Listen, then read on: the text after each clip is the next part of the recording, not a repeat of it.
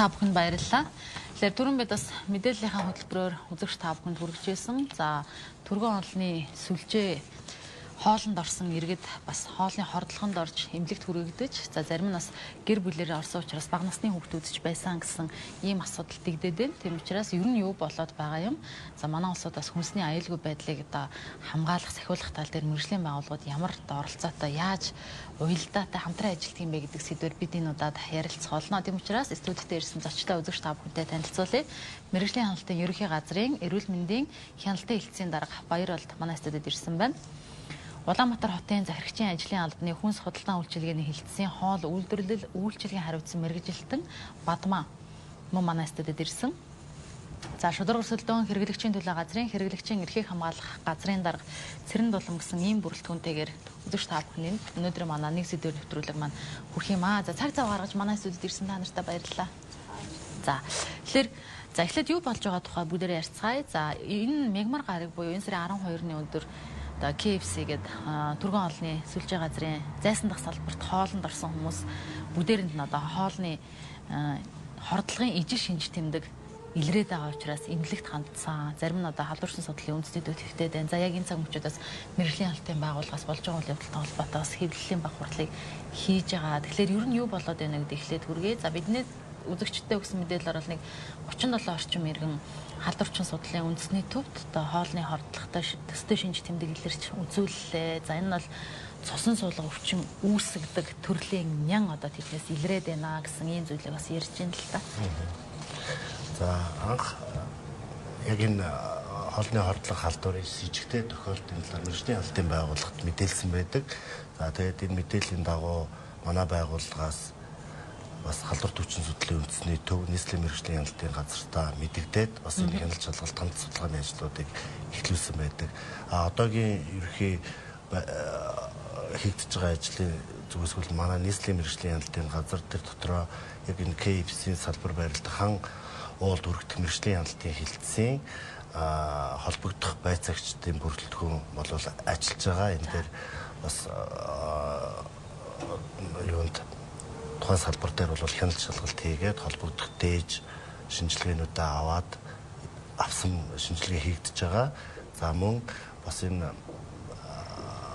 халдвар өртсөн хүмүүсээс бол асуумж судалгаа халдвар төвчин судлалын үндэсний төвтэйг аваад бол хамтарч ажиллаж байна. Ер нь бол яг энэ хоолны хордлого халдварын с жигтэй тохиолдлын үед бол ажиллах журам байдаг. Энэ бол эрүүл мэндийн сайдын 328 дугаар тушаалаар батлагдсан журам байна. Дээр нь Монгол Улсын шадар сайд 2017 онд нийгмийн эрүүл мэндийн ноцтой байдлын үед хариу арга хэмжээ авах салбар хоорондын хамтын ажиллагаа хангах юм журам гарсан байдаг. Энэ журмынхаа хүрээнд бол холбогдох байгууллагууд ажиллаж байгаа.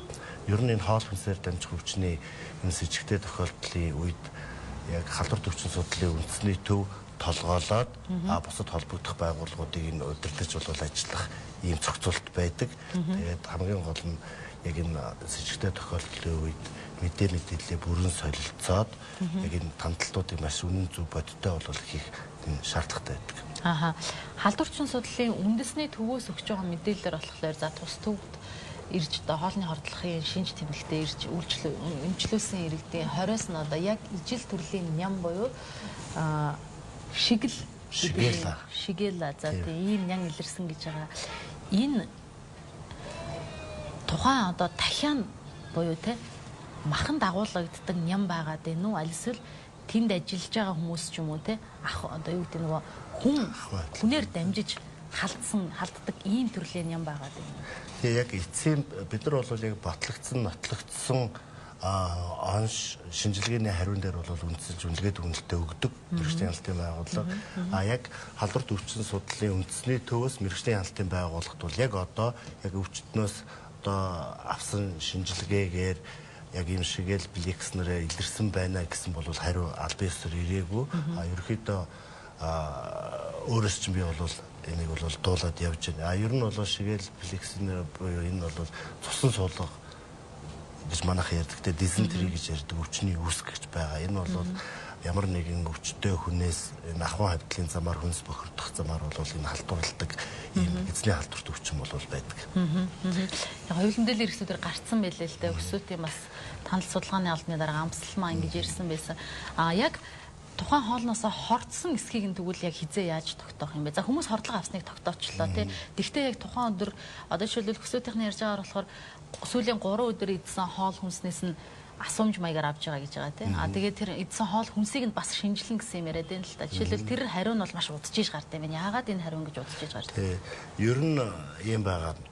Хоолны хордлого халдварын үед энэ яг хүнээс авч байгаа шинжилгээ те одоо өтгөн бусад биологийн шингэн цус зэргийн шинжилгээ бол халдвар төвчин судлалын үндэсний төв хийдэг.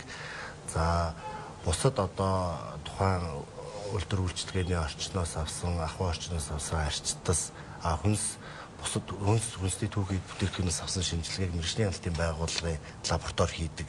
Тэгэхээр манай лабораторид бол нийтдээ нэг тухайн орчноос 20 гаруй арчтас шинжилгээ хүнсний бүтээгдэхүүний 40 гаруй дээж бол авч шинжилгээнд бол хамруулсан байгаа. Энэ бол маш олон шинжилгээ хийгдэж байна. Энд бол зөвхөн нян судал биш, хийм, хор, нян судлал, хүнд металл гэх мэт олон шинжилгээнүүдийг хийгддэг. Дээр нь энэ хүнсний бүтээгдэхүүнээс нянг өсвөрлөх аргаар хийгддэг учраас шууд одоо тесттэй арга ч юм уу те энэгээр шинжлэх боломжгүй лабораторид шинжилгээний батлагдсан арга аргачлалын дагуу ургуулад те цааш нь дүүгээд ингэж явдаг учраас шинжилгээний технологийн дагуу бол энэ доотлон 72 цагийн те дараа энэ хариу гардаг юм байгаа. Доотлон 72 цаг гэхээр хариу нь хамгийн сүүлд хизээ гарна гэсэн үг. Тэгээ ямар ч байсан өнөөдрийн байдлаар ихний одоо нянц шиг өөрөө ингээл тэжээл төрчөнд ургана нэг колонууд гарна тэрийгээ цааш нь ихний ээлжинд ер нь бол колон ургаад ирэнтэй энээсээ дүүгээ цааш нь яана. Тэгэхээр ихний ээлжинд ер нь нэг тийм бүлгийн бактери байх магадaltaй байна гэдэг хариу бол өнөө оройдоо бол гарах байх. Ер нь эцэслээд нэгтгэс бол яг энэ хүнсний бүтээгдэхүүн ийм төрлийн зүйл илэрлээ гэдэг хариуг мэргэжлийн хяналтын байгууллагаас хэлэх боломж гарах байх гэж бодож байна. Тэгээ хамгийн гол нь байцаагчдын зүгээс шалгаж байгаа байцаагчдын зүгээс лаборатори хариу албачаад баталгаажаад гар дээр ирсэн үед бол гол хариугаа одоо олон нийтэд түгээд юм уу те тэр хариугаа үндэслээд үнэлгээд үнэлтэд гарах бол ажил хийгдэнэ. Гэхдээ шинжилгээнд өгчөө суугаад байх биш мэргэжлийн хяналтын байгууллагаас тухайн байгууллага дээр прокурор дээр зөрчлийн хэрэг үүсгээд үйл ажиллагааг нь бол зогсоосон зогсоо харах хэмжээ автсан тийм явагдаж байгаа. Үйлчлэгийн шалгалт үйл ажиллагаа явагдаж байна гэсэн үг. Зөвхөн одоо хордлого авсан гэгдэж байгаа хүмүүсийн үйлчлүүлсэн тэр салбарыг л хаасан тухай та ярьж байна тий? Тэгээ одоогийн байдлаар бол яг энэ халдвар төвчин судлалын үндэсний төв дээр хандаад байгаа хүмүүс яг нэг ижил шинж тэмдэгтэй хүмүүс нэг салбараас гарсан байгаа. Тийм учраас бол яг энэ салбарын үйл ажиллагаа хаагаад нь ер нь бол хоол хүнсээр дамжих хоолны хордлого халдварыг бол 2 буюу түүнээс дээш эцэгтэй тохиолдол илэрсэн тохиолдолд хоол хүнсний шалтгаанаас өвчлөл байна гэж үздэг. Тийм учраас энэ өөр салбаруудаас бол энэ гараагүй байгаа учраас эрх зүйн хувьд ч гэсэндээ бусад салбарыг зогсоох бол шийдвэр бол одоо гаргахаархан болоогүй гэсэн үг. Тий. Ер нь бол хандлт судалгаа зүйл юугаараа хяналтаараа бол энэ нэгдсэн байдлаар түгээгддэг те энэ хүнсний түүхийд бүтээгдэхүүн нь тэгэхээр бид нар яг энэ одоо Тавмаг компани юу байгаа штэ эрхэлдэг бизнес байгаа тийм учраас энэ үндсэн төв дээр бол бас хяналт шалгалт хийгдээ тэнд одоо бусад салбарууд руу түгээгддэг хүнсний түүхийд бүтээгдэхүүнүүдээс мөн шинжилгээ авагдаад хийгдэд явж байна гэсэн. За хордлого авсан гэж байгаа эдгээр иргэд бүгдээрээ 12-ныхоо өдөр яг бүгдээрээ нэг өдөр нэг салбараар үйлчлүүлсэн иргэд байна гэж ойлгоод байгаа. Тэгэхээр яг тухайн өдөр хэдэн хүн зайсангийн салбараар үйлчлүүлснээс хэдд нь хордлогын шинж тэмдэг илрээд байна гэсэн үг 37 хүн гэж байна. Эхний мэдээлэлээр бол нийтдээ 8, 9, 10-ны өдрүүдэд хоол идсэн хүмүүс хамрагдаад яг анх мэдээлэл өгөөд халдвар төвчин судлалын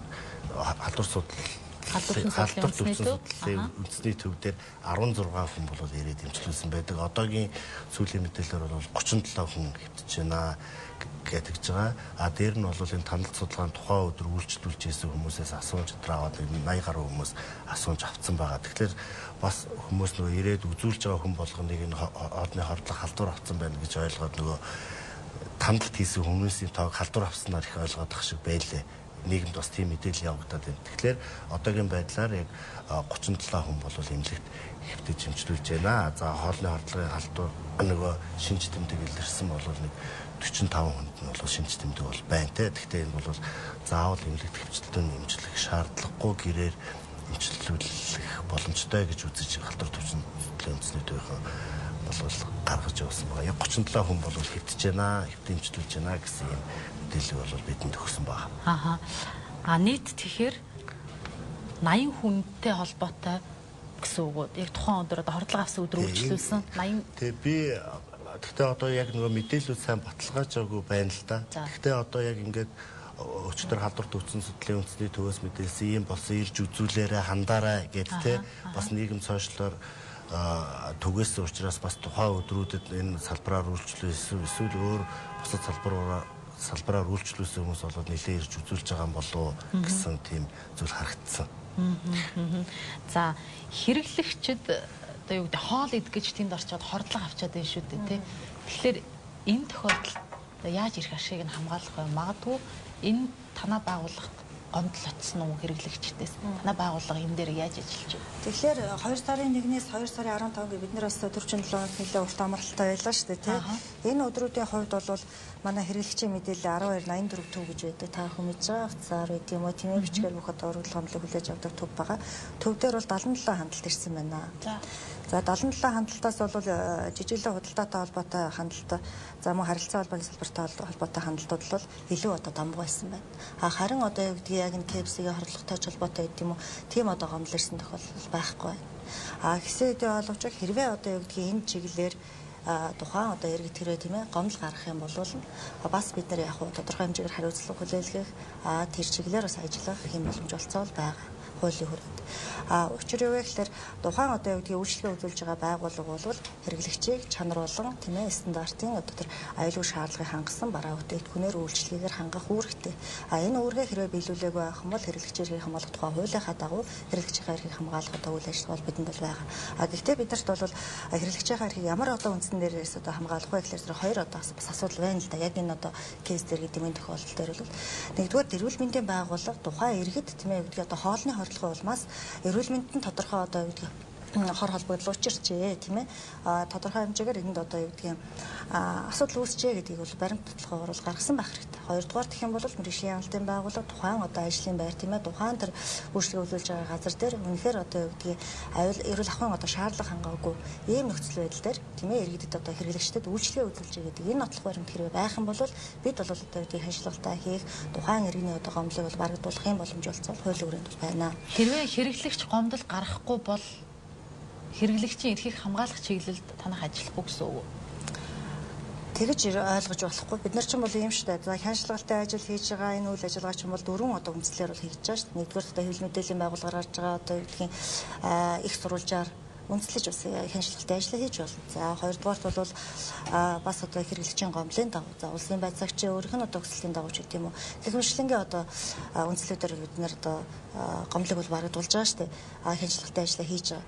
Тэгэхээр энэ кейс төр чинь болвол илүү одоо юу гэдгийг мэргэжлийн хяналтын байгууллага, халдвар тус өвчин судлалын одоо үндэсний төв гэх юм уу тийм ээ. Мэргэжлийн байгууллагуудыг хариуцах ёстой яг тухайн одоо газруудын одоо юу гэдгийг чигүүргийнхэн дагуу хийж байгаа үйл ажиллагаа байхгүй.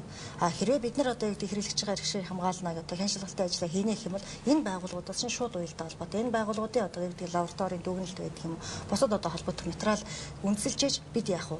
Бусад одоо үйл ажиллагаа явуулах голцоотой болдог байхгүй. Жишээлбэл би танд одоо тайлбарлаад яриа л да. Одоо манай дээр ингэдэг юм.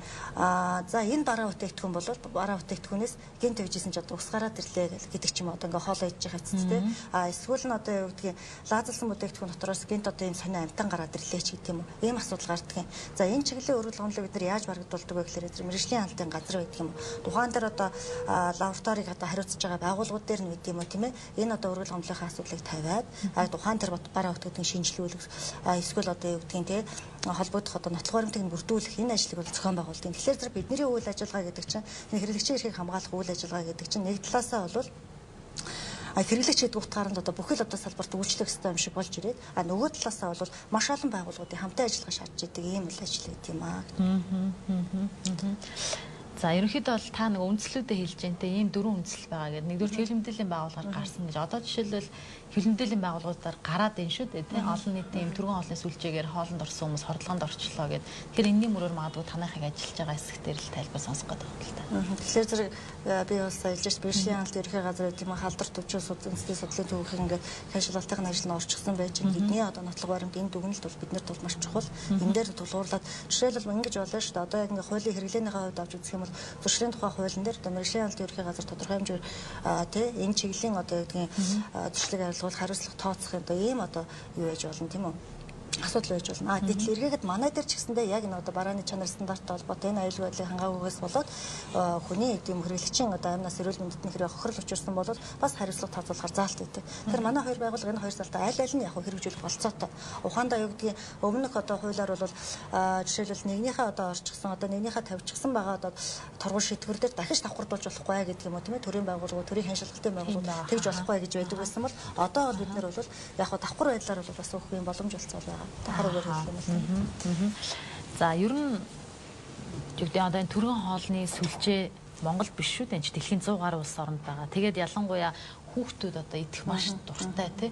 Гэтэл яг Монголд олсон тохиолдол дээр болохоор хамгийн бага нь 3 настай хүүхэд байна.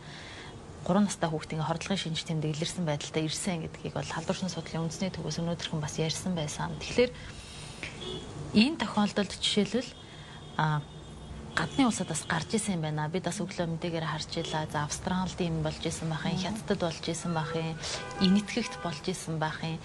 Тэгээ яаж исэн бэ гэхээр тухайн компани зүгээс ч юм уу те үнэгүй үйлчлүүлэх эрхийн бичгүүг аль эсвэл таинуудаагийнхаа хоолны тооцоог битгий хий гэдэг маягаар хэрэглэгчдийг одоо юу гэдэг хэрэглэгчдэд тэгж хандж исэн байх юм аа.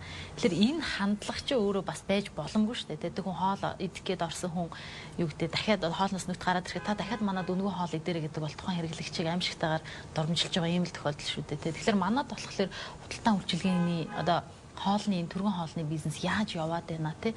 Яг би Улаанбаатарын захирагчийн ажлын албан энэ дээр тодорхой байр суурь илэрхийлэх болов гэж бодод байна л да. За нийслэлийн хэмжээнд хоол үйлдвэрлэл үйлчилгээний нийтдээ 3500 орчим зэс салбарууд үйл ажиллагаа явуулдаг. Тухайлбал ресторан, бар, кафе, мөн цайны газрууд буюу ганц тийм ээ. Эдгээрийн нэг нь болол жишээлбэл одоо энэ түргэн хоолны газрууд энэ таа бол орж ийн л та тийм ээ. Түргэн хоолны газрууд маань өнөөдөр хамгийн гол нь хоолны газрын ангил зэрэглэл үндсэн шаардлага гэсэн Монгол улсад өрдөгдөж байгаа стандарт байдаг. Тэр стандартыг бол ямар ч хоолны газрууд бол мөрдөж баримталж ажиллах хэрэгтэй гэдгийг. Тэгвэл одоо жишээлх юм бол одоо ялангуяа энэ хоолны орлого гарсан гэдэг энэ газар маань ерөөхдөө бол бас стандартын шаардлагыг бол нэлээд сайн хангасан байр зориулалтын байртай тоног төхөөрөмжтэй газар байгаа тийм ээ. Тэгэхээр ер нь бол хоол үйлдвэрлэл үйлчилгээний газруудад маань өөрсдийн гэсэн тухайн байгууллагын үүрэг хариуцлага гэж бас тодорхой хэмжээгээр байх ёстой. Яг гэх юм бол тэр бүтээгдэхүүн өнөөдөр тэр бүтээгдэхүүн тухайн түүхийн үед маань тийм ээ хаанаас бэлтгэгдэж нийлүүлж ийнэ гэдгээс өсвөлөө тэр байгууллага дээр бас тодорхой хэмжээний үүрэг хариуцлага нь бол нөгөө талаар бол бас ярдах ёстой. Нөгөө талаар гэх юм бол энэ хоол үйлдвэрлэл үйлчилгээний газруудад болохоор манай дүүргэд үйлдвэр үйлчилгээний хилдэс болон мэргэжлийн хэлтийн газрууд бол хамтраад бол тогтмол үйлчлэг шалгалтуудыг бол хийдэг. Ер нь бол стандарт дээр болохоор хоолны газар гэдэг стандартаараа л бол явагддаг үйл ажиллагааны нэг хэсэг. Одоо энэ тохиолдолд жишээлбэл нөгөө хаанаас түүхийд авж ийн гэдэг асуудал яригдчихээн шүү дээ. Түүхийд дээр нас өмнө нь жишээлбэл Монголд биш нөө өөр улсууд дээр проблем гарч исэн байт юм байлээ шүү дээ. Монгол тийм тохиолдол байсан уу? Улаанбаатар хотод жишээлбэл салбарууд дээр нь гарч ирсэн үү? Яг одоогоор бол өнөөдөр л яг албан ёсоор бол хоолны хордлого гэсэн үл тий энээр том одоо яг энэ аж ахуйн нэгжтэй холбоотой одоо энэ түргэн хоолны газартай холбоотой хоолны хордлогын асуудал бол өнөөдөр л яригдчихжээ л да. Албан ёсоор одоо ингээд ягаад албан ёсоор хоолны хордлого гэдэг нь тэмдэглэгдээд шинжилгээ дээр өгöd гарч байгаа нь бол энэ асуудал яригдж байна. Түүнээс урд нь бол яг одоо энэ дээрээс ингэж хоолны орлого гарсан гэсэн мэдээлэл бол манай байгууллагт ирж байгаагүй. Одоо хоолны хордлогын шинж тэмдэглэрээд эмнэлэгт хандсан хүмүүсийн биеийн байдал юу нь ямар байна вэ? Бид нар асууг нь эмнэлгүүдээс хүн урих гэж үзсэн юм аа. Манад ирээд ингэж болж байгаа байдлын талаар яриад өгөөч гэж тайлбар. Тэгэхээр мэргэжлийн албан байгууллага яг өвчтнүүдтэй холбоотой ямар мэдээлэл танаа дээр байна вэ? Ажлын хэсэгт танаах орсон байгаа учраас илүү мэдээлэл байх гэж бодож байна. Ер нь бол халдвар төвчин судлалын үндэсний төвтэй мэдээлэл солилцож ажиллаж байна. Энэ дээр бол бас бид нар өвчтөнд илэрч байгаа шинж тэмдэг те өвчтний биеийн байдлуудыг хангалтж байнга бол тодруулж асууж явж байгаа. Одоогийн байдлаар бол хүнд өвчтөн байхгүй. Ерөнхийдөө хүмүүсийн биеийн байдал бол гайгүй байгаа гэсэн мэдээлэл бол биднэрт өгсөн байгаа. За одоо яг энэ одоо хэвтээд дэмжлүүлж байгаа олон насны хүмүүс шүү дээ. Энд бол хүндэрсэн зүйл бол байхгүй, ямар нэгэн байдлаар эмнэлгийн тусламж аваад биеийн байдал нь сайжирч байна гэсэн мэдээллүүдийг бол өгсөн байгаа. Хордлогын шинж тэмдгүүд харилцдаг ч юм уу тийм байна. Одоо тэгэхээр лабораториос шинжилгээний хариу гартал юу хүлээх вэ те? Шинжилгээний хариу гартал та бүхэн юу хийх вэ? Мэдээж үйл ажиллагаануудыг зогсоосон шинжилгээ тандалтууд хийж байна. Мэдээж асууж тодруулах зүйлүүд маш зөндөө байдаг. Зөвхөн шинжилгээнд төгчөөд дээж авчаа суух биш. Энэ дээр тэр өвдсөн хүмүүс тэр хоол үйлдвэрлэл үйлчлэгэнд ажиллаж байгаа хүмүүсээс маш олон асуумж тандалт судалгаа авдаг. Мэдээж өнөөдөр яг энэ хүнсний бүтээгдэхүүний чанар аюулгүй байдлаас болж үйл ажиллагааных нь алдаа дутагдлаас болж гэдгийг өнөөдөр тэр хоол үйлдвэрлэл үйлчлэгэнд оролцсон ажиллагчдаас маш олон асуумж авдаг. Тухайлбал та тухайн хоолыг бэлтгэхдээ дээж авсан юм уу? Гараа яаж угаасан, махаа яаж гисгээсэн гэдэг ч юм уу энэ нөгөө эрүүл ахуйн зохистой дадлуудыг яаж мөрдөж ажилласан гэдгийг бол одоо нөгөө яг байцаах гэж манайх хэлдэг мөрдөн мөшгөх байцаах асуумжийн аргаар бол хүмүүсээс тодруулж авдаг. Эндээс маш олон магадлалуудыг гаргаж авна. Дээр нь асуумжаас хичнээн төрлийн хоол идсэн, ямар төрлийн хоол идсэн хүмүүст нь энэ шинж тэмдэг дамгаалаад байгаа, ямар шинж тэмдэг нь олон хүмүүс хэр байгаад байгаа гэдэг ч юм уу ийм олон ажлууд бол хийгдэнэ. Тэрээс биш дээж аваад үйл ажиллагааг зогсоогоол ингээл хариу хүлээгээ сууж яах гэсэн ойлголт байхгүй. Тэгэхээр одоо энэ бүх авсан асуумж тандалт судалгааныхаа үр дүн шинжилгээний хариу үндэслээд халдвар төвчин судлалын үндэсний төвтэйг нийлж эцсийн дүгнэлтээ гаргадаг. Өнөөдөр энэ хордлох халдвар мөн үү нэгдүгээрт одоо бид нар бол с ижигтэй тохиолдол гэдэг байдлаар тандалт хийгдэж явж байна. Шууд батлагдаад шинжилгээний хариу гараад ингээ ирэхээр бид нар за хоолны хордлох байлаа гэдэг дээр үнэлгээ дүгнэлт өгнө. За энэ хоолны хордлох халдвар маань өөрөө мэдээж хоолны хордлох халдвар бол дамжих зам гэж байна. Тийм үү? Их уурхай байна. Мэдээж ертөнхий бие бол өвчлсөн хүн өөрөө. Энэ гурав байж энэ хордлох халдварын голомт үүссэн байна гэж үздэг. Тэгэхээр одоо бид нар бол дамжих зам маань юу байсан? Их уурхай маань юу байсан? Үнэхээр өнөөдөр тусан суулга байсан бол өвчтөе хүн байсан юм уу? Тэр өвчтөе хүн яг хэн байсан гэдэг энийг бол тогтоо харах хэмжээ авч үнэлгээ дүгнэлт өгнө. Тэгэхээр одоо энэ хяналт цалгалтын явцад маш олон байцаагч ажиллаж байна. Өнөөдөр мал эмнэлгийн байцаагч төр дахианы махнаас ирсэн эрүүл ахуйн байцаагч хүмүүстэйгээ харилцаад бүтээгдэхүүн баталгаатай байсан юм гэх мэтчлэн маш олон хүний хамтын ажиллагаа тандалтын хувьд бол энэ эцсийн үнэлгээ дүгнэлт бол гарч ирнэ. Хамгийн гол нь бид нар тухайн хордлох халдвар илрээд энэ дизентери байна гэдээ таягтай биш. Энэ яг их уурхайгаа олж чиглүүлээ. Тэрнээсээ дараа дахин гарахгүй байх урьдсан зэрэг идэх арга хэмжээнүүдийг авах хэрэгтэй. Тийм ба. Эцсийн дүгнэлт гарна гэж байна. Одоо эх 7 хоногт жишээлбэл бүтээгдэхүүнээс авсан шинжилгээний хариу гарна гэж ойлголоо. Тэгээд нийлээд эцсийн дүгнэлт гарах юм байна тийм үү? Эцсийн дүгнэлт нь хизээ гарах вэ? Тэгээ одоо яг одоо тэдид гэж хэлэх бол бас хугацаа зарчлахгүй. Яагаад гэвэл энэ зөвхөн өнөөдөр хүмүүсээс шигээл өнөөдөр байна гэж байгаа бол дараагийн шинжилгээгээр өөр төрлийн бактериуд гараад ирдэг. Хүнсний бүтээгдэхүүн өөр төрлийн бактери гарч ирж болно. Эсвэл зөвхөн бактери гэхгүйгээр бид нар химийн ямар нэгэн бодисууд байхыг үгүйсэхгүй гэдэг ч юм уу те. Энэ олон юм гарч ирээд олон шинжилгээний дүн үндслүүдээ гаргаж ирнэ. Хоёр байгууллагын ажилласан хүмүүс уулзаж зөвшөөрөлдсөн ингэсний үндсэн дээр гарах учраас би яг тэдийд гарна гэдэг асуудал бол бас яг тоочны хугацаатай хавьд бол тийм боломжгүй. За өмнө нь ер нь одоо юу гэдэг нэг газар хоол идчихэд олноороо хоолны хордлого авч ясан тохиолдлууд байгаад байдаг. Тэгээ энэ тохиолдолд хэрэглэгч эмнэлэг твтлээ. За нөгөө ажлынхын чадвар алдна, хүүхэд нь өвдөл, хүүхэдтэй харна гэл ингээл эрүүл мэндээр хохирохоос гадна бас дагалдах эрсдлүүд байгаад байна шүү дээ тий. Энийг одоо хэрэглэгчдийг хэн нөхөн барагдуулах юм бэ? Яах вэ гэдэг тал дээр. Тэгэхээр хэрэглэгчийн бол бодит хохирлыг л барагдуулах талаас та ажилтдаг. Манай байгууллагад хэрэглэгчийн эрхийг хамгаалах байгууллага шүү дээ. Тэгэхээр хэрэглэгчд нэг талаасаа эдийн засгийн хохирол, нөгөө талаасаа эрүүл мэндийн байж болно. Эрүүл мэндийн хохирол одоо эдийн засгийн талаас одоо үн өртөг одоо тооцсон шүү дээ. Эдийн засгийн хохирол нөгөөх нь сэтгэл санааны хохирол гэдэг ийм хоёр асуудал яригдчихдэг. Бид бол сэтгэл санааны хохирлыг барагдуулах талаас нь бол ажилтдаг бай. Энийг бол шүүхээр тий хамгаалуулах одоо жишээ хэрэглэгчийн эрхийг хамгаалах тухай бол 8 дугаар зүйл заасан байдаг л да. Одоо хэрэглэгч хэрвээ одоо тий хэрэглэгчийн одоо асуудлаар гомлоо шүүхээр хамгаалуулах хэрэгтэй. Сэтгэл санааны хохиролтой холбоотой зүйлийг бол шүүхээр хамгаалуулах хэрэг нь бол нээлттэй байдаг. Харин эдийн засгийн буюу бодит хохирлыг барагдуулах талаас нь манай байгууллага ажилтдаг. Яаж ажилтдаг тухайд ярих одоо өмнөх жишээлбэл санаж л да шинэ жилээр те нэг байгууллагын ажилчид бас олон хоолнд хордож исэн тохиол гарч илсэн те энэ тохиол хоолны хордлогын хувьд л ийм юм л да. Ер нь би бас өглөө бас яг н хоолны хордлоготой холбоотой бусад одоо улс орнуудын бас хэрэглэгчийн байгууллага яаж ажилтдаг манай одоо хувьд бас ямар байдалтай байв гэдгийг бас ингээд тодорхой хэмжээгээр судлаа л да. Тэгэхээр манай байгууллагын хувьд бол хоолны хордлоготой холбоотой үйл ажиллагаан дээр яг хэрэглэгчийн тийм хохирлыг тэгж ингэж барагдуулсан гэсэн юм байдаг. Яагаад гэвэл зэрэг тухайн хариуцж байгаа байгууллага байгаа учраас мэргэжлийн аль ерхий газар ч гэдэг юм те тухайн төр улсын байцаагчийн одоо дүгнэлт шийдвэр тухайн төр байгууллагын дүгнэлт шийдвэрээр бол тухайн аж ахуйн байгууллага дээр тодорхой хариуцлагын тооцоод зөрчлийн тасалдах зогсоогоод ингээд ажилладаг учраас бид бол давхардуулахгүй гэдэг үднээс бол ажиллаж байгаагүй юм байдаг. Харин одоо бус улс орнуудын хувьд аваад үзэх юм бол жишээл Австралийн өрсөлдөө хэрэглэгчийн ороо гэдэг манайтай ижилхэн 2 жигүүрийн нэг дорой ингэж авч явдаг юм байгууллага байдаг. Эдний хувьд бол яг хорлоготой хоолны хорлоготой холбоотой үйл ажиллагааг бол өөрсдөө удирдан чиглэлж бүрэн гэж авч явдаг.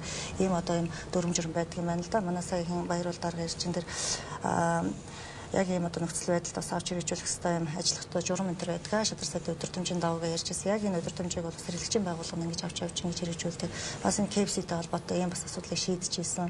За энэ асуудал нь ч гэсэн бас тухайн үед бас нэг нэлээд институцтай гол бас энэ кейс болж явдаг. Ийм юмнууд бас харагдж илээ л дээ тийм. Манай яг хэрэглэгчийн байгууллагын хувьд бол бас энэ чиглэлийн ажлууд хариуцсан байгууллага байгаа учраас бол яг ингэж ороо явдаг. Ер нь бол хэрэглэгчийн эрхийг хамгаалж байгаа энэ үйл ажиллагаанд нэг талаасаа тусгай зөвшөөрөл өгж байгаа байгууллага одоо ухаандаа төрийн байгууллага тийм. Энэ дээр одоо дүүрэг нь байдаг юм уу нийслэл нь байдаг юм уу тийм ээ ингээд зөвшөөрөл болгож байгаа энэ байгууллага. Нөгөө талаасаа энэ одоо үйл ажиллагаанд өдөр тутмын хяналт тавьж байгаа хэрэгтэй байгууллага. Энэ хоёрын чиглэл бол маш чухал байдаг. Уялдаа бас их чухал байх тийм тухайн байгууллагуудын одоо ажлын хэсэг гарлаа хүмүүс нь яаж уялдаж ажиллах уу мэдээлэлээ яаж нэгдэх үү яаж боловсруулах уу гэдэг дээр бас нэлээд чухал байгаад байгаа хэл та. Энэ шадар сайдын баталсан тушаалын хүрээнд ажиллаж байна гэдэг нь тэгэхээр энд болохоор яг ямар байгууллага нь юу хийх вэ гэдэг нь маш нарийн тодорхой болгоод өгчдөг. Тухайлбал энэ хоол хүнсээр дамжих өвчний хувьд бол халдвар өвчин судлалын төв үндсэн толгойж ажиллана. Үүний доор нь бол мэргэжлийн хяналтын байгууллага, мал эмнэлгийн байгууллага ингээ ажиллана гэж заагаад өгсөн. Байгууллага бүр нь яаж ажиллах вэ гэдэг заавараа бол өөрснөө гаргаа явцдаг. Ерөнхийдөө хэн нь юу хийх вэ гэдэг нь бол тодорхой байдаг. Гэхдээ энэ тушаал бол гараад бол удаагүй байна л да. Эрүүл мэндийн яам халдвар төвчин судлалын үндэсний төв мэргэжлийн хяналтын байгууллагуудын төвшөнд бол маш олон жилийн хамтын ажиллагааны туршлагатай учраас ингээд цогцогдоод явдаг эрүүл мэндийн сайдын 328 тод тушаал байдаг. Энэ болохоор хоол хүнсээр дамжих өвчнийг тандах хянах журам гэдэг. Эннийхээ хүрээнд одоо анх мэдээлэл авсан байгууллага хэдэн цагийн дотор хайш нь яаж мэдээлэх үү те. За хэвлэл мэдээллээр хүртэл мэдээлэл өгөхдөө одоо манайх чинь тэнд нэг 70 хэдэн хүн өвтчлээ хэвтчлээ. Одоо энд 20 хэд байна гэж зөрүүтэй мэдээлэл өгөхгүй тулд яг энэ толгойлж байгаа байгууллага нь яг энэ эрсдлийн үеийн харилцаа холбооныхаа асуудлыг зохицуулж явах хэрэгтэй те. Ийм журмаар бол зохицуулагдсан бол үйл ажиллагаа явагдаж байна. Ер нь KFC одоо дахиагаа хаанаас авч ийнэ? Өөрөлдөл одоо хоол хийж байгаа гол хүнсний бүтээгдэхүүн дахианы мах байгаад байгаа шүү дээ, тий. Дахианы мах хаанаас авч ийнэ? Энэ дэр ямар оролцоотой байдаг вэ хяналт нь? Эрүүл ахуй нөгөө шат чатантаа шаардлага хангаж ижилдэг чинь эцэс хэрэглэгчийн гар дээр очих хэрэгтэй шүү дээ.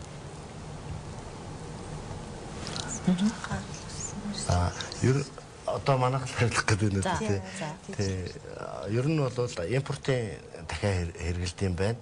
Энэ импортоор оруулахдаа бол яг нөгөө хэлийн мэргэжлийн хяналтын газраас импортлох зөвшөөрөл авдаг. Ер нь бол энэ орж ирж байгаа зөвхөн дахиад гэлтггүй энд бол маш олон төрлийн гурил тэгээ бос хүнсний нэмэлтүүд гээд орж ирж байгаа бүх зүйл бол баталгаажсан бүтээгдэхүүн орж ирсэн байна гэдгийг бол манай хяналт шалгалт хийсэн байцаагч нар бол биднэрт бол мэдээлсэн байгаа.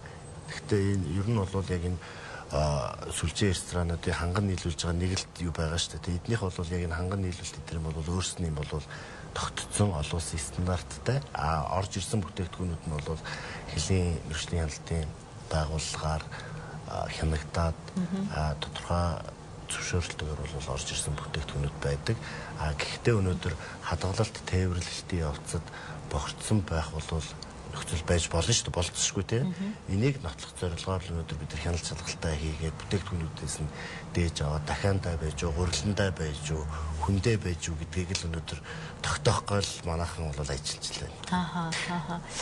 Хэрвээ одоо тэр халдвар судлалын үндэсний төвийн хилээд байгаа шиг цусан сулга өвчний нян одоо 20 өвчтнөөс нь илэрсэн тогтоогдсон гэж яриад байна л да. Ийм байвал энэ хаанаас гаралтай гэдэг дээр та дахиад нэг хэлэхгүй. Төрөө шигээла гэдэг яг нөгөө тэр гол нь цусан сулгах өвчин учраас энэ мэдээж магадгүй энэ өвчнөөр өвчлсөн ажилтан энэ хоол үйлдвэрлэлийн үйлчилгээнд ажилласан байж болзошгүй. Тэгэхээр өнөөдөр халдвар өвчин судлалын түвшинс бид нар бас мэдээлэл аваагүй байна.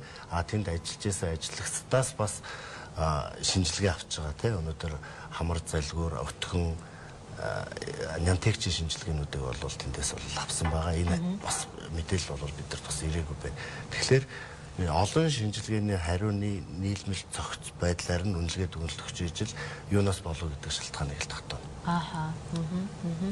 За шалгалтын дүн гартал бид бол тодорхой хэмжээндээс хүлээх ёстой болж тарж байгаа шиг байна. Өөрөөр хэлбэл лабораторид шинжлэх, за ялангуяа үйлчлүүлэгчдээс асуумж маягаар мэдээлэл цуглуулахын тулд цаг хугацаа их ордын байна гэж ойлголоо.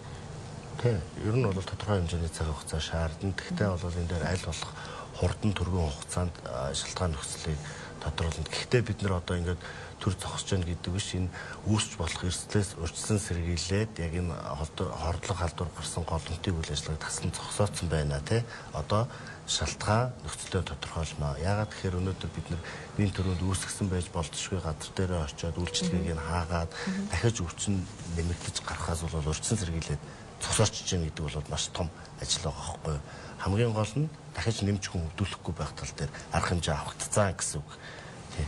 Бусад салбарууд нь ажиллаж байгаа гэж та түрүү хэлжсэн те. Тэгэхээр бусад салбар дээр магадгүй дахиад хоолны хордлого авах юм шиг эрсдэл үүсэхүй. Тэгэхээр эрсдлээс хамгаалах зорилгоор бусад салбаруудыг нь хаах шаардлагагүй гэж үзэж байгаа гэсэн үг. Яагаад тэгэхээр энэ тохиолдлын хувьд бол одоо энэ 80 орчим хүн зөвхөн энэ шинж тэмдэг илрээд байгаа хүн тэр юун дээр л байгаа байхгүй. Тэр салбар дээр зайсангийн салбар дээр. Тэгэхээр бид нар хэлж байгаа шүү нэг одоо голомт нь 2 буюу түүнээс дээш хүн одоо с ิจ гтэй тохиолдол илэрсэн тохиолдолд бид нар энэ хордлого халдварын с ิจ гтэй тохиолдол байна гэж үзээд арга хэмжээ авахар бол энэ дүрм журм одоо номоор зохицуулагдсан гэсэн ангаахынхаа шинжилгээ ухаанаар ийм байна гэдэг нотогдсон. Тийм байдаг учраас бид нар эхний ээлжин тэн дээр арга хэмжээ аваад байна.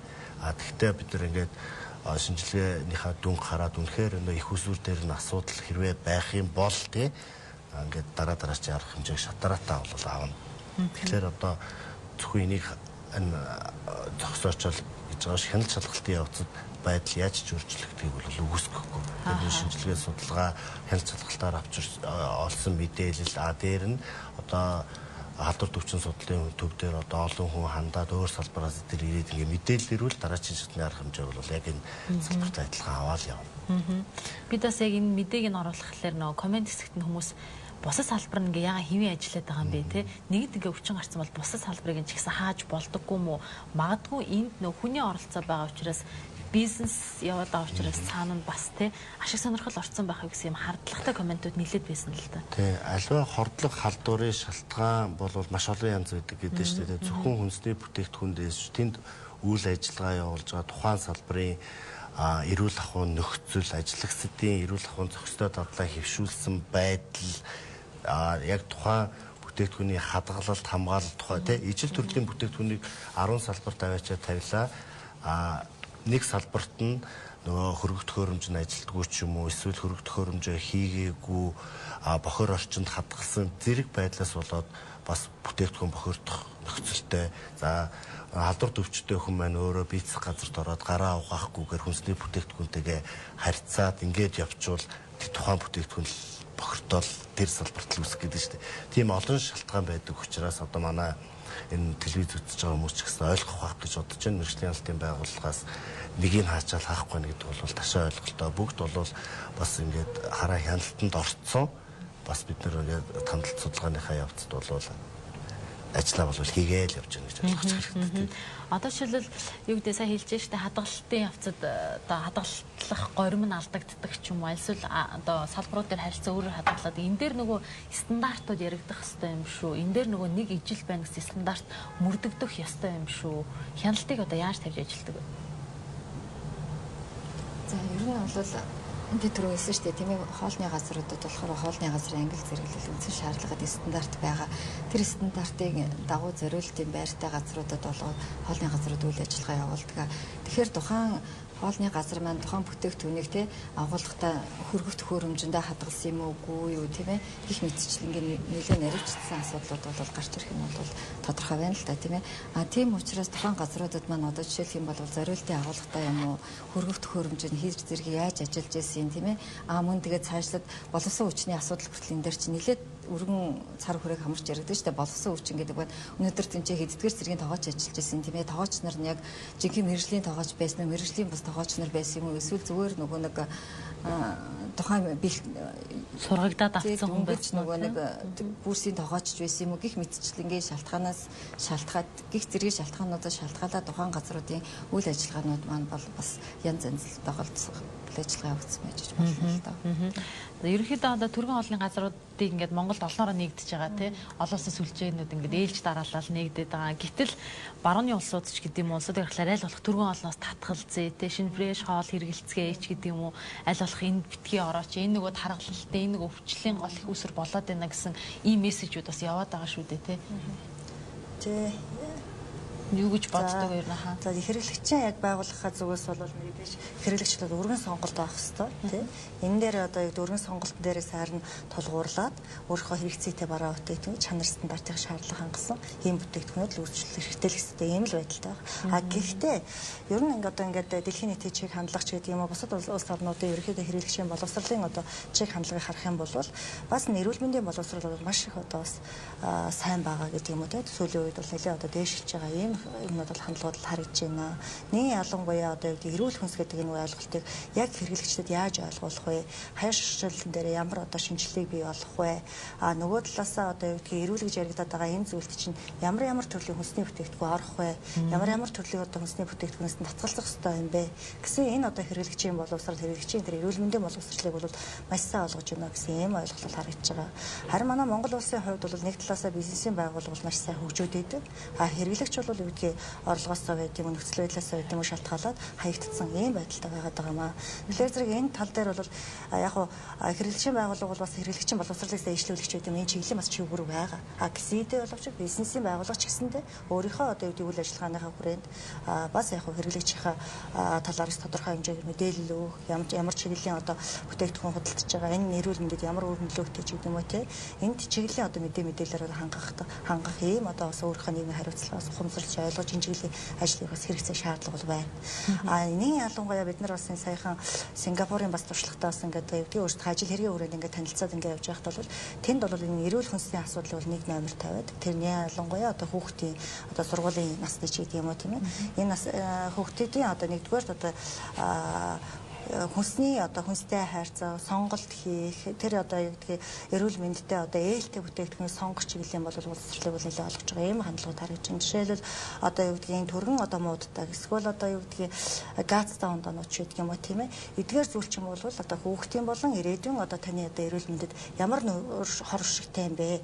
Энэ чиглэлийн бараа бүтээгдэхүүн сурчлах энэ сурчилж байгаа үйл ажиллагаа чи эргээгээд ямар үр нөлөөтэй юм бэ тийм ээ.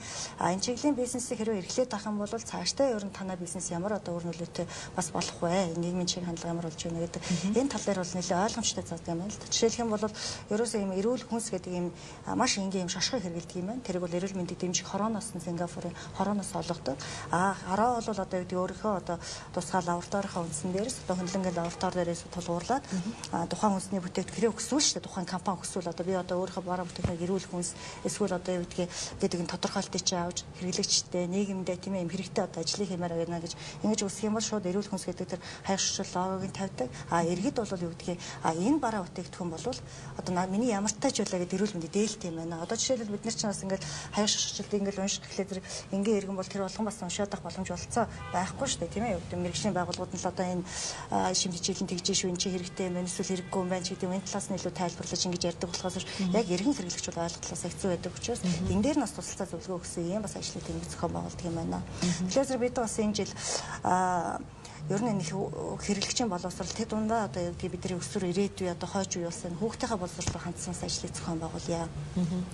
Тэгэд Монгол Улсын шадар сайд боловсрол соёл шийдлэх ухааны сайдын хамтарсан тушаалын дагуу 3 сарын 1-ээс 3 сарын 15-ны хооронд хүүхэд хэрэглэгч гэсэн нэгдсэн бас юм аяны зохион байгуулах гэдэг ингээд ажиллаж байна. За энэ бол нэг талаас олон улсын хэрэглэгчийн өдөр авахтаж хийж байгаа ажил. За нөгөө талаас хүүхдийн хэрэглэгчийн боловсрол гэдэг юм уу те энэ чиглэлээрээс хийж байгаа юм ажил. Одоо та хэлж байгаа жишээлбэл нэг бүтээгдэхүүн дээр одоо энэ бол эрүүл хүнс юм а гэдэг тийм баталгаатай лого байх гэдэг. Тэ хэрэглэгч тэрийг заавал бүх юм уншиж килокалороо тооцож тэрийг сайн муугүй юу гэдгийг өөрөө сонгохоос гадна тэр байгууллагын байгууллага этгээд энэ шүү дээ тий. Тэр энэ итгэл олох систем манад юу яаж ажилладаг юм бэ? Жишээлбэл манайх компаниуд өөрсдийнхөө бүтээгдэхүүнийг минийх эко гэж рекламтхан зөвлөлт энэ бол бизнесийн зарчим тий. Гэхдээ тэр нь бас итгэхтэй алдах үе байна. Итгээд онох үе бас байна шүү дээ. Энэ систем юу яаж ажилладаг вэ? Мэргэжлийн байгууллагуудын хувьд энийг илүү сайн ажигладаг болов уу гэж бодоод байна л да. Ер нь бол эрүүл хүнс гэдэг зүйлийг бол хэрэглэгч өөрөө л сонгож хэрэглэх ёстой гэж би бодож байна. Би одоо нөө байцаагчийн зүгээсээ биш өөрөө мэрэгжлийн хувьд л хэлээд байна л да. Яагаад тэгэхээр өнөөдөр бүх хүнсэн дээр эрүүл гэсэн ойлголт байхгүй. Өнөөдөр бид нар яагаад эрүүл биш бүтээгдэхүүн гэдэг ойлголтыг бодох хэрэгтэй те. Өнөөдөр өөгцсний агуулмж ихтэй те. Давсны аханд ингээд 3 цагаан гэдэг энэ агуулмж аль болох багтаа энэний хэрэглээ бага л байх хэрэгтэй. Тийм учраас энэ талын мэдээлэл хүнсний бүтээгдэхүүний шошгон дээр байдаг. Тэгэхээр би өнөөдөр өдөрт хэдэн килокалори идэггүй тэдний хэдэн хувь нь өөх туснаас бүрддэг, хэдэн хувь нь нүүрс туснаас бүрддэг, хэдэн хувь нь сахар байх гэдэг ч юм уу те. Энийг энэ талаарх хэрэглэгчийн боловсрол бол өнөөдөр бол маш муу юу байгаа. Энэний хүрээнд ч гэсэндээ төрийн зүгээс бас арга хэмжээ авнууд авч эхэлж байна. Хоол хичээлийн хөтөлбөрүүд гаргаж байна те. Энэ дээр бол бас тусгай тодорхой арга хэмжээнүүд хэрэглээд явж байна. Тухайлбал өнгөрсөн онд давс багтай хүнс хэрэглэх аян зохион байгуулад энэ дээр бас тодорхой байгууллагууд энэ ялангуяа нийтийн хоол үйлдвэр үйлчилгээний газруудад сурталчлаад те. Ингээд хоолныхаа давсыг багасгацсан. Одоо нэг сургууль гэхтэл бүхэл бүтэн 2 шуудаа давс хэрэглэхэ болцсон байгаа байхгүй юу. Тэгэхээр өнөөдөр эрүүл хүнс сонгох асуудал бол хамгийн түрүүнд хэрэглэгчийн боловсролтой холбоотой. Энийг бий болгохын тулд одоо эрүүл мэндийн хичээлийн агуулга байхгүйсэн шүү дээ сургалтын програмд. Энийг сайн сэргээсэн. Энэ дээр энэ шимт хичээлийн хүнсний аюулгүй байдлын асуудал оруулах асуудлыг манай мэргэжлийн албан байгууллагаас боловсрол соёлын шинжилгээ ухааны яам, эрүүл мэндийн яам дотор бас удаа тавьж ирсэн. За ингээд тал талын байгууллагуудын одоо оролцоотойгоор ямар ч байсан эрүүл мэндийн хичээл бол ордог болсон. Энэ дээр бас энэ хоол хүнсний аюулгүй байдлын асуудал орж ирж байгаа. Дээр нь энэ одоо ерөнхий боловсролын сургуулийн хоол үйлдвэр үйлчилгээний тухай хууль одоо их хурал дээр явж байна. Энд бас яг энэ эрүүл хоол хүүхдийг багаас нь одоо энэ зохистой хоолд сургах асуудал бол нэлээ. Яг сургуулийн өдийн хоол хөтөлбөрөөр дамжаад хүүхдэд төлөвшүүлэх асуудал бол тэр хуулинд бол нэлээ суудсан. Мөн сургуулийн орчинд манайхны одоо жанк фуд гэж хэлдэгтэй энэ эрүүл бус хүнсийг хэрэглүүлэхгүй байх зохицуултууд бол бий болоод эхэлж байна. Ер нь бол зүйлүүд хийгдэж байна. Тэгэхээр ингээд багаас нь хүүхдэд боловсрол олгож ийж эрүүл хоол хэрэглэх одоо тархалахгүй байх те шимт хичээлтэй хоолоо өөрсдөө зохицуулаад идэх боломжийг бол бүрдүүлэх мэдлэг бий болж байна л гэж ойлгодог. Тэгээ одоо жишээлбэл нөө сургуулийн орчинд 500 м дотор ч гэдэг юм уу да худалдаалахыг хориглосон хүнсний бүтээгдэхүүн жагсаалт байсан шүү дээ. Сургууль дотроо жишээлбэл одоо хамгийн ихнийх нь гэвэл тосонд бэршгийн хайрахгүй, хайрсан бэршгээтэй хурш ч юм уу тийм жигэнс хайрсныг нь хориглоод жигэнснийг нь одоо хүүхдүүд зараачаа гэд энэ бол маш сайн хэрэгжилж байгаа гэж хараад байгаа. Жишээлбэл одоо сургуулийн гуанзар ороход л дандаа жигэнсэн бэршгээнүүд байх жишээ нь хүүхдүүд тэнд юу зарагдчихин тэрийг авч иддэг учраас юу зарах нь биднээс бас хамаарат байгаа байхгүй. Хүүхэд бол тэрийг ялахгүй шүү. Хайрсан байна уу, жигэнсэн байна уу, энэ над ямар хор уршигтай вэ гэдэг. Боловсрол соёлын шинжилгээ ухааны сайд, эрүүл мэндийн сайдын хамтарсан тушаалаар сургуулийн хоол үйлчилгээнд хэрэглэхийг хориглосон бүтээгдэхүүний 25 бүтээгдэхүүний жагсаалт гаргацсан. Тэр дотор яг энэ түргэн гэмтэж муудах бүтээгдэхүүн, энэ хайрсан, хуурсан энэ бүтээгдэхүүнүүдийг бол хориглосон байгаа. Тэгээ одоо манай байгууллагач гэсэндээ түрүүний хэлсэн ерөнхий боловсролын сургуулийн хоол үйлдвэр үйлчилгээний хуулийн ажлын хэсэгт ороод ажиллаж байгаа энэ дээр сургууль орчим гэдэг асуудлыг бас оруулж ирж байгаа. Хүүхэд өнөөдөр хичнээн сургууль дээр нь тэр эрүүл хүнс өгөөд байлаа те. Гэтэл сургуулаасаа гараад 5 м алхаад 10 м алхаад тэр бүтээгдэхүүнийг авах нөхцөл бол одоо манай улсад бол байна шүү дээ. Тэгэхээр энийг бол зохицуулсан зохицуулалт байдгүй учраас одоо мэргэжлийн хяналтын байгууллагч байд юм өөр хяналт тавих эрх бүхий байгууллагуудаас хориглох зогсоох бол ямар нэгэн боломж бол байхгүй байдаг. Тэгээ одоо энэ хууль нь батлагдаад гараад ирвэл одоо нэг тамхины хяналтын хууль чинь 500 м-гээ заасан байдаг шиг энэ хуулийн дээр бас 150 м дотор бас энэ хориглосон бүтээгдэхүүн худалдаалахгүй байх зохицуултууд ороод явж байгаа. Тэгээ энэ уул нь бас яг батлагдаад хэрэгжих ёстой хууль гэж бодож байгаа. Манай эцэг эхчүүд ч гэсэн бас тийм ээ тухайн ямарваа нэгэн бүтээгдэхүүнийг хөтлөж авч байгаа шүү дээ. Тийм ээ. Гэхдээ хүүхдүүдэд тэр талаарх мэдээлэл өгнөөсөө өгчмөр байхгүй. Жишээлх юм бол одоо дунд сургуулийн сурагч дэлгүүрт ороод ч юм уу те ямарваа нэгэн үндэсний бүтээгдэхүүн авахдаа ядчил те энэ одоо хизээ үйлдвэрсэн юм болоо хадгалтын хугацаа хизээ дуусах юм болоо гэдэг тэр хүүхдийн мэдих тийм мэдлэгээ тодорхой хэмжээний те бас эцэг эхчүүд ч гэсэн бас өгчмөр байгаа. Тийм учраас л хамгийн гол нь эцэг эхчүүдийнхээ мэдлэгийг сайжруулах хэрэгтэй, хүүхдүүдийнхээ мэдлэгийг ч гэсэн эцэг эхчүүдээр бас нөгөө талаар дамжуулаад тэр хүүхдийн хэрэглэгчийн талаарх боловсрал бас яригдэн шүү дээ тийм ээ зөвхөн ерөөсөө дандаа багш нар гээд авахгүй тийм бас одоо өнөөдөр би ч гэсэн хүүхдэд дагуулж эцэг эхчүүд болон хүүхдэд дагуулаад бас амралтын өдрүүдээрээ дэлгүүр худалдааны газруудаар ордог тийм ээ тэгэхээр одоо энэ за миний охин энийг ингээд хараарай хадгалтын одоо жишээлх юм бол энэ ингээд хадгалтын хугацаанд ингээд дууссан биш бүх бараа бүтээгдэхүүнсний бүх бараа бүтээгдэхүүнүүдээр хадгалтын хугацаа бичсэн байгаа шүү дээ тийм ээ тэгэхээр бас тэрийг бас тодорхой хэмжээний хараад уншичдаг мэдчихдэг тэр боловсролыг бас эцэг эхчүүд ч гэсэн бас хүүхдүүдэд тодорхой хэмжээгээр хүчээр байгаа. Тийм Монгол улсад асуудал зэрэгцсэн. Бас тий одоо хаана худалдаалж байгаа бүтээгдэхүүн авч идэх вэ гэдэг бас тэр хүүхэд ч гэсэндээ бас эцэг эхчүүд тодорхой хэмжээгээр өгчих шаардлагатай байгаа. Тэгэхгүй одоо ингээл зүгээр годомжин зарж байгаа тийм ээ. Одоо жишээлх юм бол годомжин зарж байгаа бүтээгдэхүүнээс миний хүүхд битгий авч ирээ гэдэг ойлголтыг багаас нь эхлээл ээж аав нар тэр чинь бас давхар суулгаж явах хэрэгтэй байхгүй бүх юмыг одоо ингээд сургууль руу бүх юмыг ингээд боловсролын байгууллага руу бас хичнээн хичээл заадаг ч гэсэн эцэг эхчүүд бас энэ талаарх мэдээллийг хүүхдүүдэд тодорхой хэмжээгээр суулгаж өгч явах хэрэгтэй.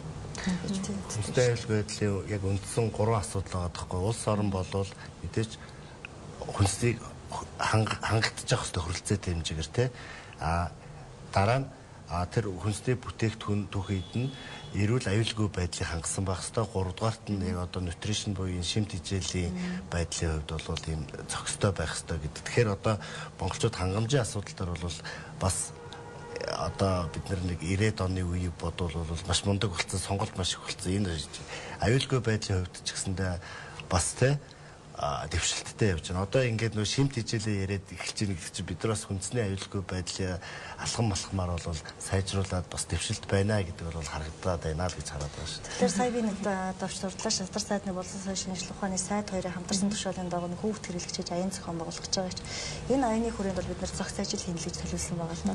Тэрний нэг ажил нь бол яг энэ хүүхдийн хэрэглэгчийн боловсрол тэд дундаа одоо жишээлбэл баталгаат хугацааг яаж унших юм ч гэдэг юм уу тийм ээ хэрэглэгчид хэнийг ойлгодгийг ч гэдэг юм уу үйлдвэр үйлчлэгийн дээр одоо юунд анхаарах хэрэгтэй юм ч гэдэг юм уу тийм нийт 9 төрлийн одоо энэ сэдвийг гаргачихсан. Энэ сэдвийнхээ хүрээр бас нөгөө Монгол улс орон даяар тухайн дээр 3 сарын 15-ны өдөр ерөнхий боловсролын сургуулийн хүүхдүүдэд бас хичээл зарна гэх.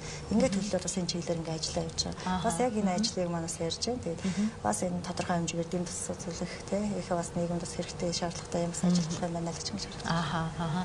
За бүгдээр одоо нэг юу гэдэг бэлэн одоо яг энэ шиг ингээд дэлгүүрт ингээд зарагдаж байгаа бүтээгдэхүүнийг сонгохдоо одоо яах ёстой вэ гэж ярьлаа. Тэгээ жишээлбэл одоо бидний ярьсан одоо хамгийн сүүлчийн тохиолдол байна л да түргэн олонд ингээд олноороо хордлого авцсан ийм шинж тэмдэг илрээд эмнэлэг эмнэлэгт хүртэл зарим хэвтээд байж байна тийм. Тэр энэ тохиолдолд жишээлбэл одоо тухайн хоолыг хүн хараа за ресторант орсон ч энэ яг миний эрүүл ахуйн шаардлагыг хангаж байгаа болов уу гэдгийг итгэж л идэж байгаа болохоос ш мэдхэд бас хэцүү байгаад байгаа тийм.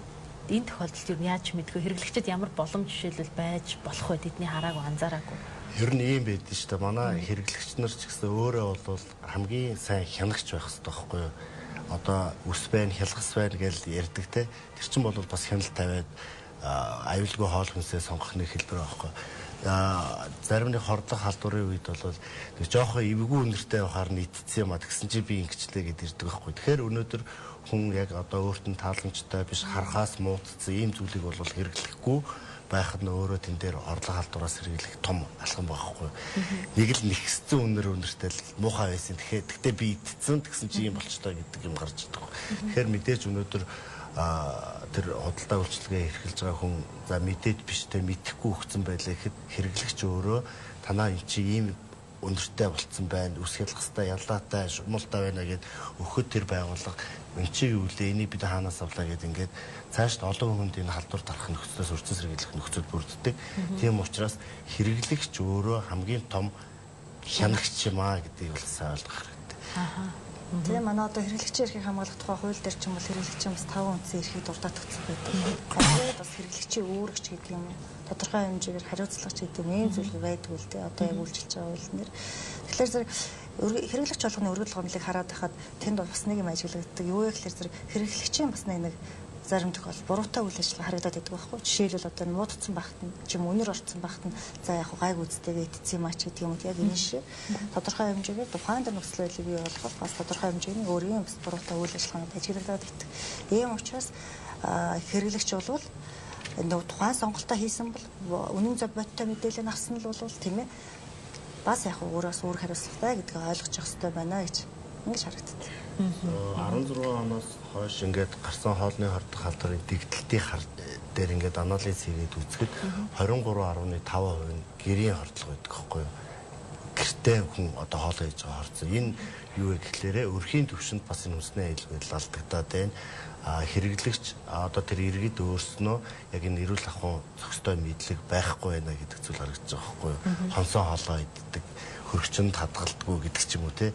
Ийм байдлаас болоод бас энэ хордлого халдварын нийт хордлого халдварын одоо 23.5 гэдэг чинь бараг л 4-ний 1 нь гэсэн чинь 4 хордлогын 1 нь гэрт гараад байна шүү. Энийг бас анхаарах хэрэгтэй манай. Тэгэхээр үлдсэн хэсэг нь гадуур хооллохдоо хордлого авсан байна. Тий, үлдсэн хэсэг эндээс ингээ аваад үзэхээр 23 яг өрхийн төвшөнтэй адилхан төвшөнд бол хүүхдийн байгууллага дээр гарч байна.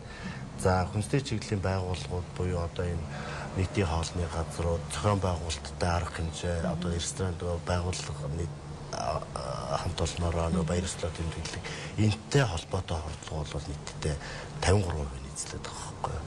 Тэгэхээр өнөөдөр бас зөвхөн ийм нийтийн хоолн дээр биш төвшөнд байна шүү. Тийм учраас одоо тэр төвшин бүр дээрээ маш анхааралтай иргэд өөрснөө эрүүл ахуйн мэдлэгтэй наацх нь гараа угаагаад хоолоо иддэг, хоол хүнсээ бэлтгэдэг байх дадал хөвсөлтөд сурах хэрэгтэй байна. Одоо нөгөө соёлын товтлогыг кино гараад байгаа юм одоо Монголд бас хэрэгжүүлэх шаардлагатай л байгаа. Ягаад гэхээр энэ гэр хороол уучлаар гэр хороолгчтэй те ингээд гадаа тавчгтайгаа явдаг, орж ирээд гэртээ нөгөө тавчгаа солихгүй яваал нөгөө хөрсний бохирдол 0 гадаа илж орлон идрий чинь ям бактери чинь яг нь хүнсээр дамжиж бохирдол эндээс хордлох гол нөхцлүүд бол бүрдээд байгаа байхгүй. Тэгэхээр бас нэг гараа угаадаг соёлыг бол маш сайн хөвшүүлэх хэрэгтэй. 0-д орчоод би ер нь ингээл ажигладаг л та. 0-д орчоод гараа угаадаггүй хүмүүс маш их үед юм л шүү дээ. Тэр өөрөө л яг энэ халдвар төвчийг үүсгэх гол нөхцөлийг бүрдүүлж байгаа. Халдвар төвчний дэлхийн эрүүл мэндийн байгууллагаас гаргасан судалгаагаар 70 орчим хувь нь бохир гараар дамжиж байна гэсэн судалгаа байдаг байхгүй. Тэгэхээр тэтгэврийн цаг төгсөж байгаа юм шиг байна. Хамгийн түрүүнд иргэд гараа угааж хөвшөө. Өнөөдөр бохирдсон болгонд нь л гараа угааж хөвшөө гэдэг л зүйл хэмжээ бол хэлмээр байна. Хэрвээ энэ хүн хоол бэлтгэж байгаа ажилтан байвал яах вэ гэвэл бүр их хор уршигтай байгаа тийм. Олон хүний хамарсан дөө массын хоол хийж штэ тий. Тэр хүний хийсэн хоолноос 100 хүн идсэн бол 100 хүн орно. Гэртээ өөрөө хийгээд идсэн бол өөрөө л яхан штэ тий. Тийм болж таарч байгаа байхгүй. Маш энгийн, маш хялбар юм шиг мөртлөө сөрөг үр дагавар бас маш ихтэй учраас тийм. За, цаг зав гаргаж манай студид ирсэн зочдтой баярлалаа. Өнөөдөр бас бид яг одоо болоод байгаа үйл явдал болоод ер нь бид яах ёстой юм бэ гэдэг чиглэлээрээс нэг цаг орчим ярилцлаа. Та гуравт амжилт хүсье. Цаг зав гаргасан баярлалаа. Үзэгчдээ нэг сэдвэр нэвтрүүлэг мандын хүрээд өндөрлөж байна. Анхаарлаа хандуулж хамт байсан үзэгч та бүхэнд баярлалаа. За KFC буюу түргэн хоолны сүлжээн одоо нэг салбарт хооллсон иргэд хоолны хордлогын шинж тэмдэг илэрч эмнэлэгт хүргэгдэн зарим нь хөвтөж зарим нь гадуур эмчлүүлж байгаа. За болж байгаа үйл явдлын тухай бидээс яг юу болоод байгаа юм. За эндээс улбаалаад бид бас яах вэ гэдэг асуудлаар энэ удаад бид ярилцлаа.